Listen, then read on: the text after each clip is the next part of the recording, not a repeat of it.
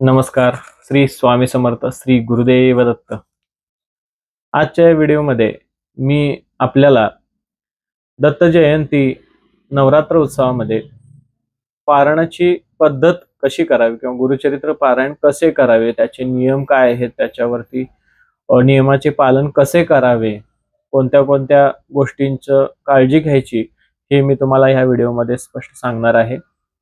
यामध्ये तुम्हाला समजून जाईल की पारायण कसे करावे, काय करावे आणि पारायणामध्ये कोणत्या गोष्टींची काळजी घ्यावी. नवरात्र उत्सवामध्ये 7 दिवसांचे पारायण करावे. 7 दिवसाचे पारायण हे कधीपासून करावे हे मी तुम्हाला थोडक्यात सांगेन. दिनांक 29 नोव्हेंबर रोजीपासून ते पौर्णिमेपर्यंत म्हणजे दत्त जयंती दिवशीपर्यंत हे पारायण करायचे आहे. या पारायण कालावधीमध्ये, या सप्ताहामध्ये ब्रह्मचर्याचे पालन करणे अतिशय गरजेचे असते. त्यानंतर शक्यतो जमिनीवर झोपणे हेही महत्त्वाचे असते. अंथरूण पांघरूण हे सेपरेट असावे. त्यानंतर सात्विक आहार व मुखामध्ये श्री दत्तात्रेयांचे नामस्मरण हे कायम असावे.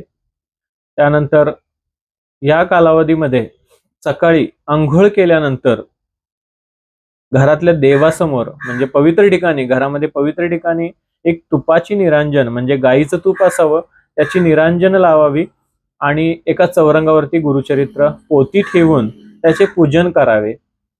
सर्वप्रथमतः एक सुपारी पूजन म्हणजे त्याच चौरंगाच्या एका उजव्या बाजूला एक तांदूळ थोडेसे वाहून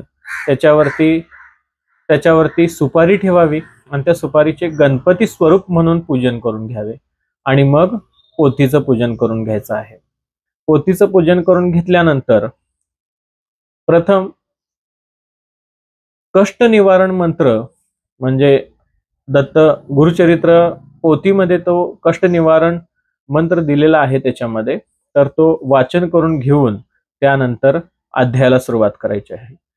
पहिल्या दिवशी 1 ते 9 असे अध्याय वाचन करून घ्यावे. त्यानंतर दुसऱ्या दिवशी 10 ते 21 अध्याय वाचन करून घ्यायचे आहे. त्यानंतर तिसऱ्या दिवशी 22 ते 29 अध्याय असे वाचन करून घ्यायचे आहे. त्यानंतर 30 म्हणजे चौथ्या दिवशी 30 ते 35 अध्यायापर्यंत वाचन करून घ्यायचं आहे. त्यानंतर 5व्या दिवशी 36 ते 38 असे अध्याय वाचन करून घ्यायचे आहे. त्यानंतर 6व्या दिवशी 39 ते 43 अध्यायापर्यंत वाचन करून घ्यायचं आहे. त्यानंतर 7व्या दिवशी 44 ते 53 अध्यायापर्यंत हे वाचन करून घ्यायचं आहे. त्यानंतर सांगता होईल. त्यानंतर जवळच्या कोणत्याही श्री दत्तात्रेय मंदिरामध्ये जाऊन आपण तिथे दत्त जयंती उत्सव पार पाडून त्यानंतर सुंटवडा घेऊन प्रसाद घेऊन उपवास सोडायचा आहे. या कालावधीमध्ये कोणालाही वाईट अपशब्द वापरू नये. सात्विक आहार घ्यावा. फळफळाव व काही उपवासाचे पदार्थ घेतले तरी सुद्धा चालू शकेल. त्यामध्ये तिखट मीठ वापर करू नये. शक्यतो तुम्ही सकाळी आणि संध्याकाळी श्री दत्तात्रेयांच्या मंदिरामध्ये आरतीला जावे.